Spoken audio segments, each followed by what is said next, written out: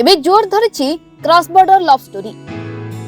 प्रथमे पाकिस्तान सीमा पार करी भारत आसीथिले सीमा हैदर, परे भारत पाकिस्तान गले अंजू, पुणी पोलैंड महिला आसीथिले भारत। ए सबु थिला केवल प्रेम पाई। ए प्रेम पाई सीमा पार घटना रे आउ एक फर्द जोड़ी होई जायछि। एथर प्रेम पाई सीमा पार करिसंती श्रीलंका युवती।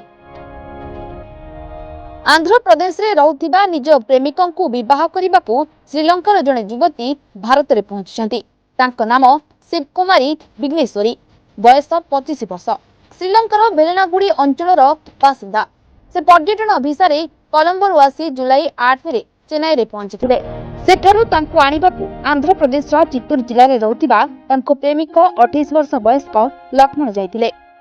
लक्ष्मण तांको घर को आनिबा परे जुलाई 20 तारिख रे भि कोटार एक मंदिर रे परिवार वर्गक उपस्थिति रे सेमानकर विवाह होइतिला। तेबे विवाह तुरंत पंजीकरण करिबा लागि पुलिस सेमाननको परामर्श दैछि। आसंता अगस्त 15 तारिख रे विघ्नेश्वरीक भिसा अवधि शेष हेबो।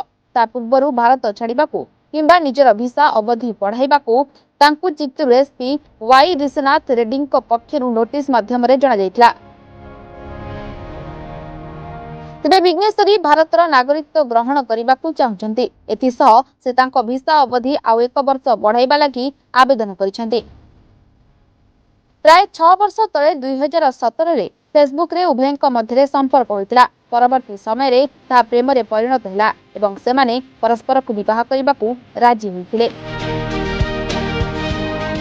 रिपोर्ट